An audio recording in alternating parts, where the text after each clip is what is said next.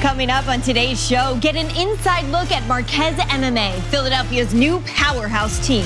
A lot can be said about that Philadelphia team. They're absolutely killing it, Philly, Paul. Yeah. My coaching style is similar to Danny. That's why we click.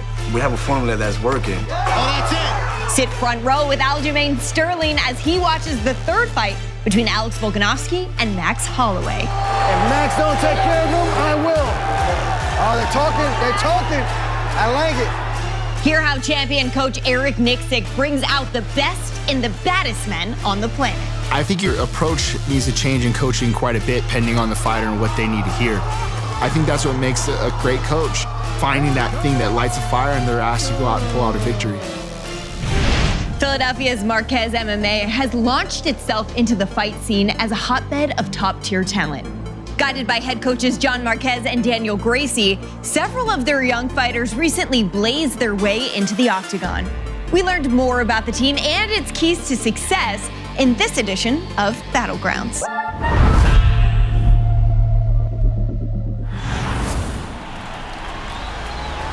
A lot can be said about that Philadelphia team. They're absolutely killing it, Philly, Paul. Yeah. All these guys now with Daniel Gracie and John Marquez, these guys are all just surging. That hurt him bad. There's the tap. Philadelphia is back on the map. Stand up, ball out. Let's go. Fighting is in the spirit of that city.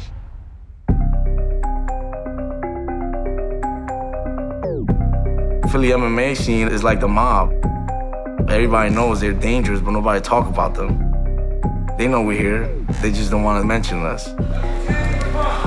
Work on three. 1, 2, 3.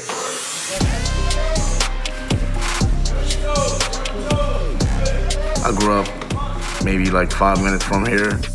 The part of Philly called the Badlands. So when you say, yo, where you from, Philly? You say the Badlands. People know what's up. It was rough. I grew up kind of like an angry kid. I was always getting into trouble. So in 2004, I started at a gym just to get some anger out. What MMA did for me at an early stage of my life is what kept me alive. I would have been the wrong crew, doing the wrong things, and instead of going to the streets, I had to go to the gym. It's a blessing and a curse being from where I'm from, because if you don't turn it around at the right time, you're dead. So I was training, and I heard my leg kicking real bad. I was out for a little bit, started helping the guys. The group started growing. The fighters started asking me to coach them for the whole camp instead of just helping them here and there. One thing led to another, the group got bigger, and we actually rented a spot around Daniel's gym.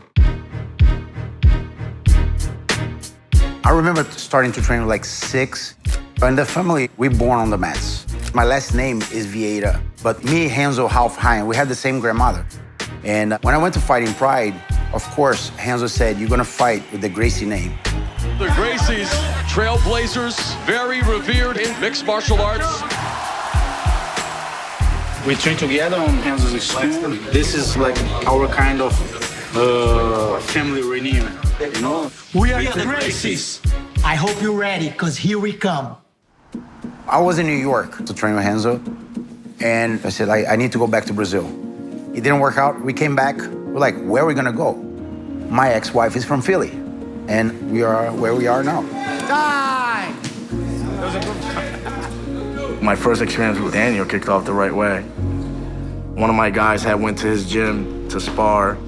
This guy showed up. I'm looking at him moving, and I'm like, this guy moves different. This is what I want my guys doing. So after training, I go talk to him. I say, who's your coach? He goes, Coach John. Okay, tell Coach John I'm gonna talk to him.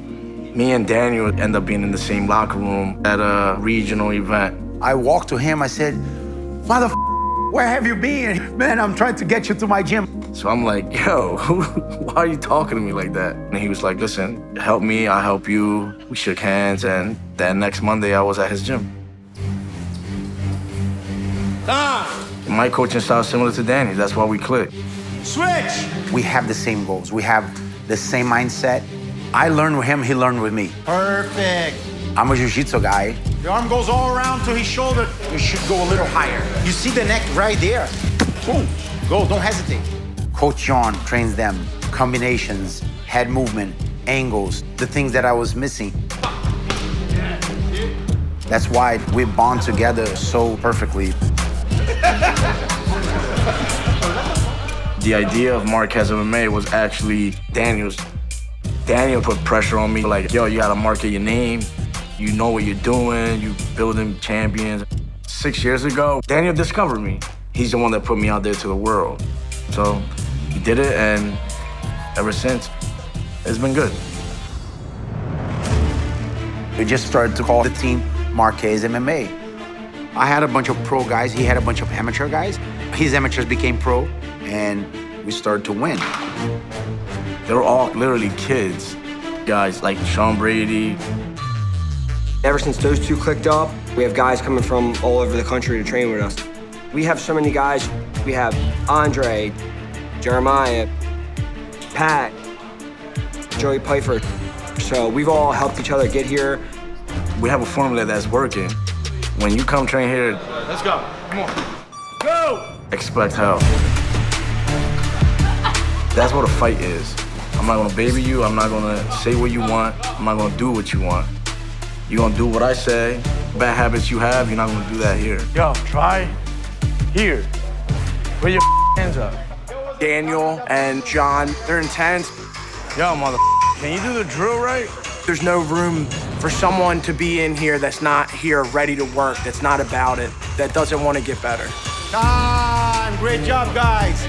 We push them like they're getting ready for the UFC belt. No hesitation, let's go. This makes the fighters stronger, and this makes them learn better. Get the other hook, get the other hook. If they come expecting to be spoiled by us, but they're not gonna be spoiled by us. Stop sweeping people when you get that. If you didn't, you finish. Our team has seen such great success recently. It's because of the coaching. Perfect. Daniel's coaching style is very straightforward. If you're doing something wrong, you're gonna know about it very fast, very loud. I don't want to see a scramble. I want to see you holding him down. Go stay in front. Circle! Circle! Yes! John's a very direct coach as well. Total mastermind with the striking and the MMA. Aggressive but not reckless. Let's go! Oh! That's it. He's out. These guys have bred him into being a dangerous fighter. There's no other person I'd rather have in my corner. He knows the angles, he sees things so well in between rounds. When you circle, come back with your right hand. It's a beautiful right hook. Good advice from the corner. I'm just very fortunate and grateful to have both of them as coaches. Just seeing where they at now, just fighting, chasing their dreams, it's amazing. I was here from the ground up. It feels good to see that seed sprout. Our heart is tough, we grind hard. Once we get in there and we perform to our best, 100%. Another dominant performance speaks well for the team. We didn't start as a big team. We started small. So everybody was getting built by us. I think by next year, we're probably gonna have 8 or maybe more guys on the UFC, and it's just gonna grow. Certainly doing something correct up there in Philadelphia. Oh, it's tight, that's tight. There's the tap. There we go, there we go, there we go. Oh, that's it. My goal was never to have this. Emmer's forced to tap. It was just to help people.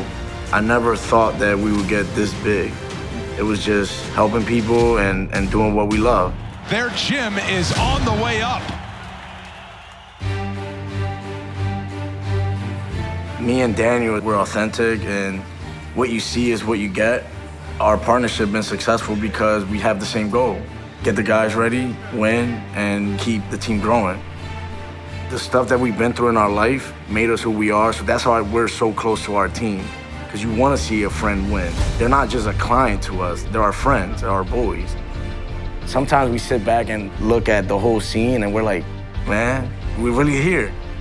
I love it, and it keeps me alive. I'm gonna do this to the day I die. At UFC 276, featherweight champ Alexander Volkanovski took on Max Holloway in the third installment of their epic trilogy. Watching closely, bantamweight champ Aljamain Sterling, who is teasing to move to 145 in search of a second belt. We joined the Funk Master front row to size up the potential competition.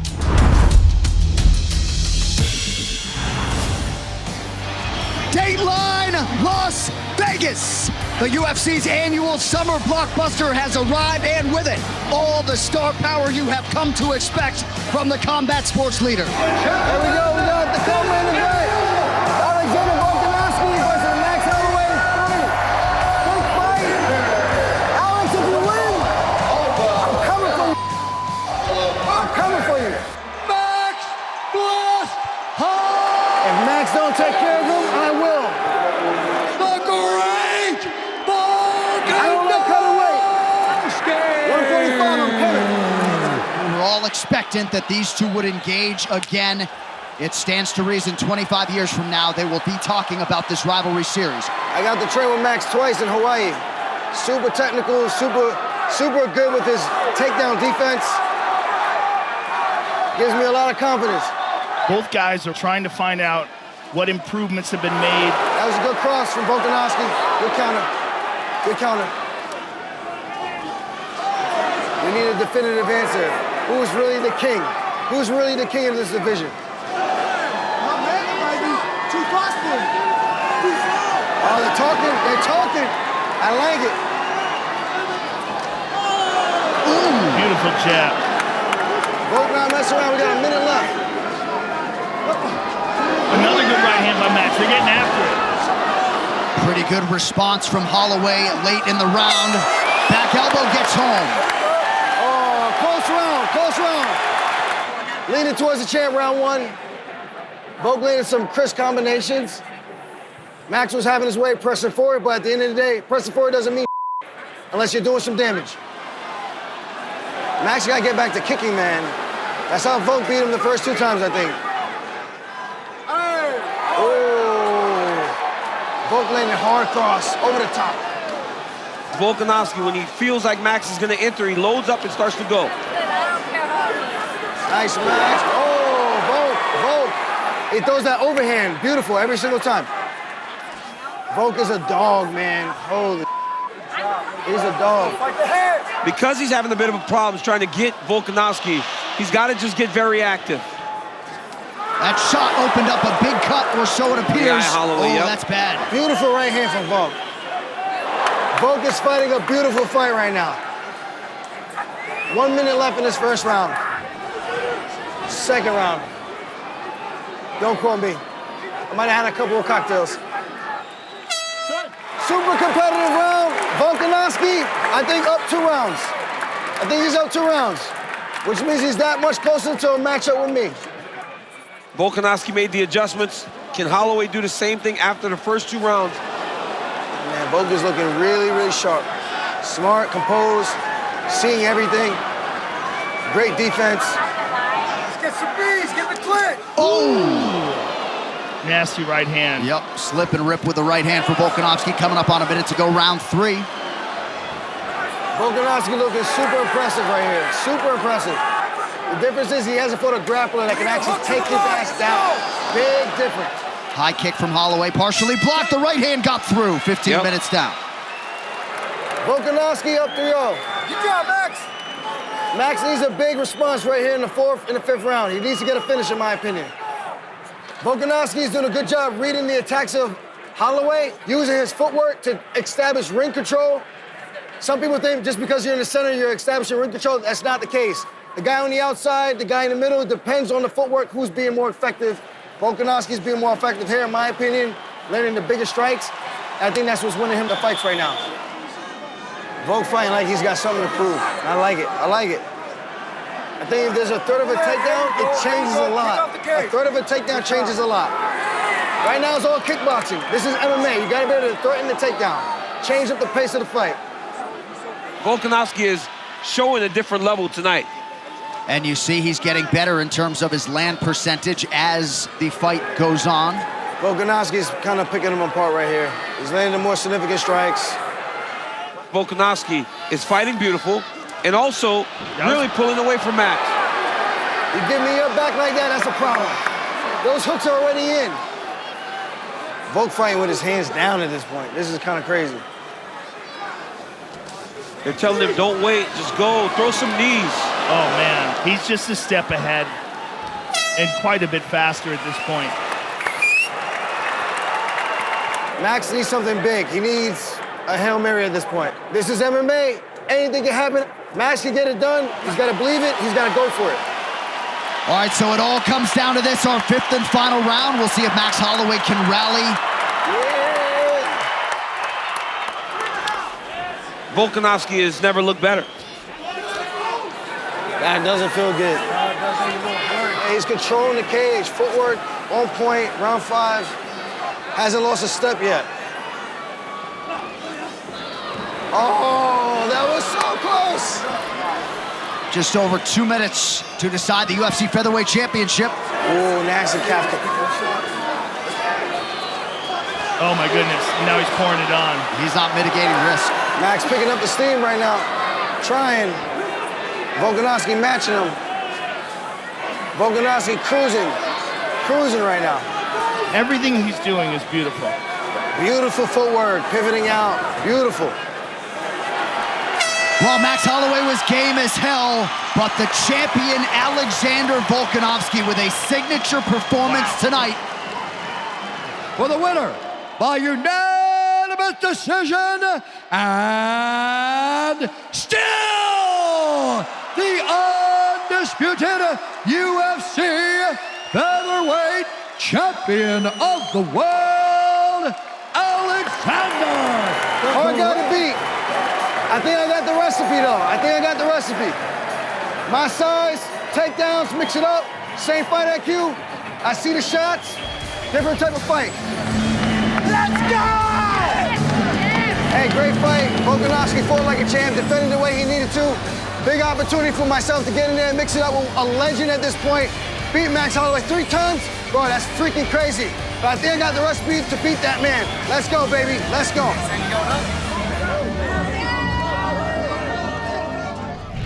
Lifetime Las Vegan Eric Nicksick has dedicated his life to the success of others, most recently as the head coach at legendary gym Xtreme Couture. That hard work has paid off in hardware. The crowning of Francis Ngannou as the heavyweight king added championship status to Nicksick's list of accolades. And he leads a growing crop of formidable athletes who are all looking to follow suit. Eric shares his experiences as the driving force behind the world's best fighters in Coach's Corner.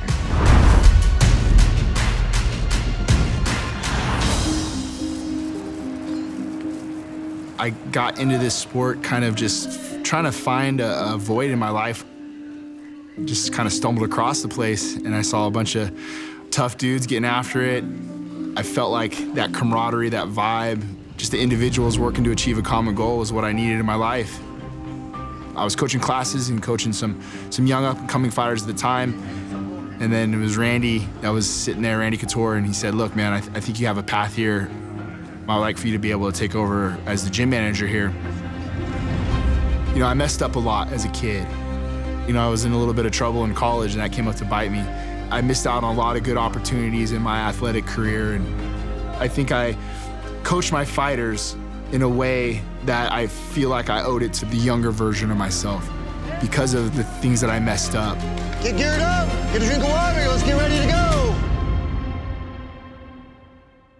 I see a lot of fighters in my gym that really remind me of myself when I was that age.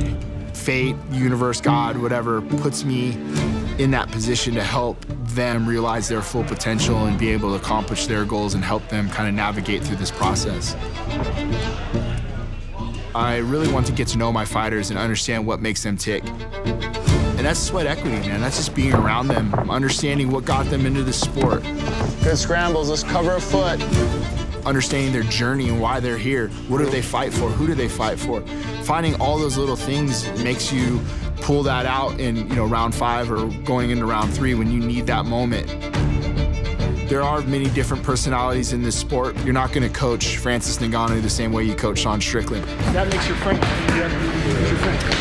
You're always trying to find the perfect match between coach and fighter. That's only going to make the relationship better. Oh, Danny Gay goes Danny Gay. I think styles of the fighter are very important as a coach because you don't want to typecast or pigeonhole a fighter. They are who they are for a reason because at the end of the day, in MMA, the word A stands for arts. Good idea. They're the artists. You have to let them maintain their creative control. Time. Hey. Aljo, give me a little jog, put those hands up. That's your rounds, baby. The night of the fight for me is pretty relaxing. You know, I want to stay nice and loose. Your fighter's gonna feed off of your energy. I try to keep a calm, cool approach, and you can feel that energy. And even in the room, we'll start shaking out as the warm-up goes, or the hands are getting taped and the music starts to change, you know, the environment starts to change. Right before we walk, I remind myself there's no place I'd rather be.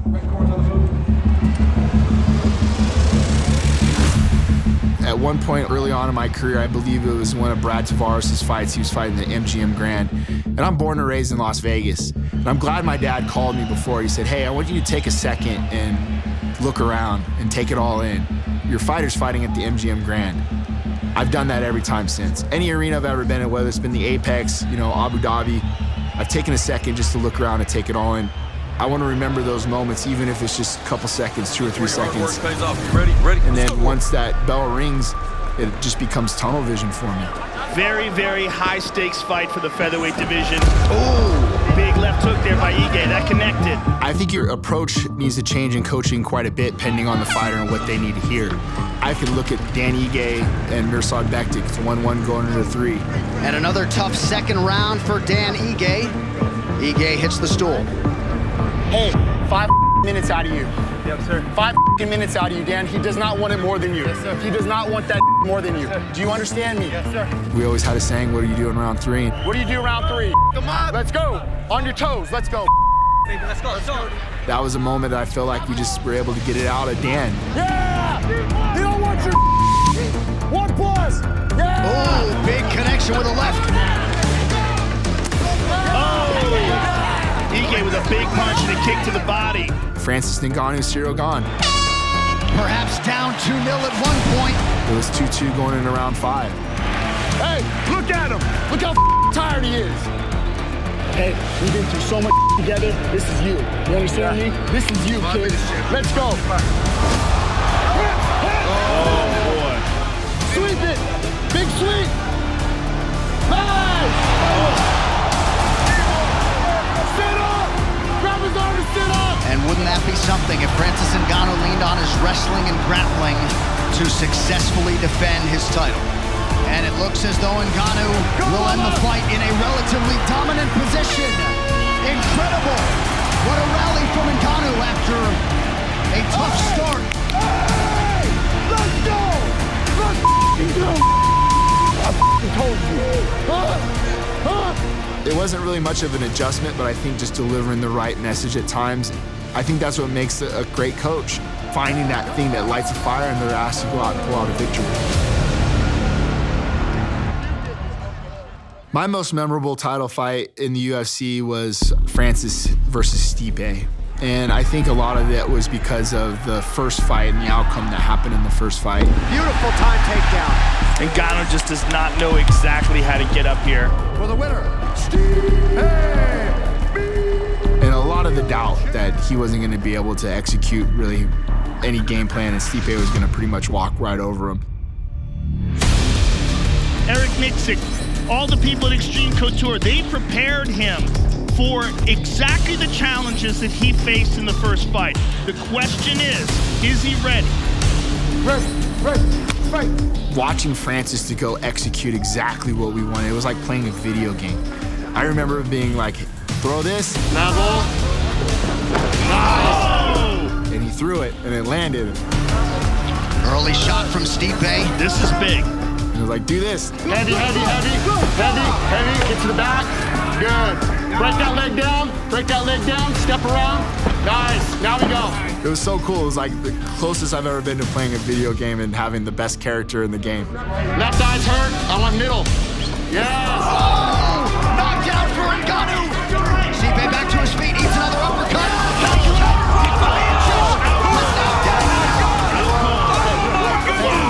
That's it. It's the best feeling in the world when you see your fighter get a win, and I love that moment. That man, Eric Nicksick, with all the guys that he trained with at Xtreme Couture, he's learned. And now he's the heavyweight champion of the world.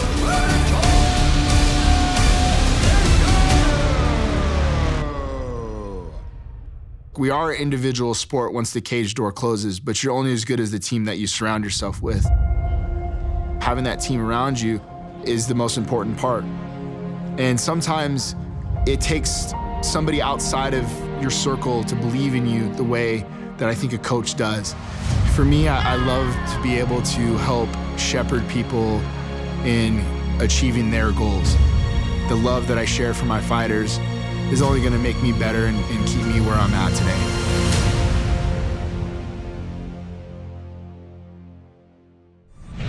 Well, that's all for now, but we will see you next time right here on UFC Connected. Thanks for watching.